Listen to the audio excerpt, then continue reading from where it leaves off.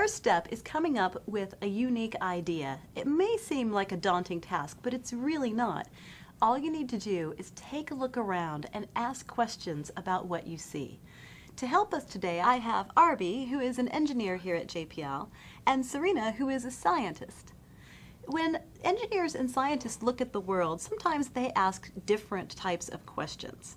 So, Arby, when you look at the world, what sort of things do you ask questions about? As an engineer, I look at the technology around and I try to think of ways to make things better, make them faster, make them smaller, and so forth. So improving on design. Yes, correct. All right, and Serena, what sort of questions do you ask?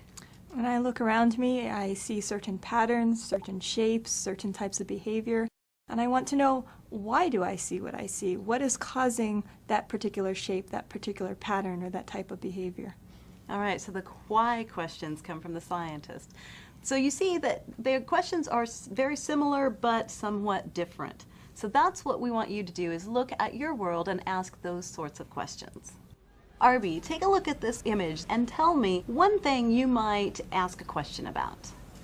Just looking at it, I'm immediately attracted to the airplane in the sky, the car in the driveway, and the basketball hoop on the building. I think of what makes a car go, what gives it its propulsion, by what means does it go forward. The airplane in the same way, it's going through a different medium, so how does it achieve that? With the basketball hoop, one thing that would be pretty neat is to make all your shots every time. Well, why not build a robot to do the job for you? There's a lot of ways to improve things. You can make a car go faster, a plane fly farther, and make every free throw. Okay, so you have several ideas we could then develop perhaps into a question. Serena, do you see anything you could ask a science question about? I see the plant growing out of the drain, and it leads to questions about how do plants grow, what sort of conditions do they grow best under, for instance, how much soil do they need, or different types of fertilizer. I see the person running, and I'm a runner myself, and there's a lot of experiments I do just on my own in terms of how much water do I need, how much rest do I need, what's the best way to recover after a run. That leads to possible scientific experiments. And then finally I look at the windows and I wonder, what are the best types of covers for keeping a house cool? All right, so you both gave me about 3 ideas just glancing at this image.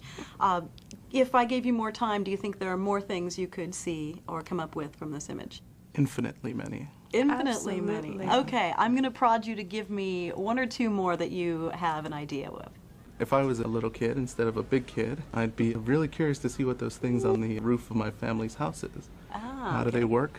I mean, you're turning sunlight into energy, so there must be some interesting things going on in there. Someone who likes sports, you've got different ball shapes. Maybe they all move differently through the air when you throw them. You can look at different designs there. There's a cat. You can ask questions about animals. Or there's the bugs. What type of food do ants prefer? There's lots of things in this picture.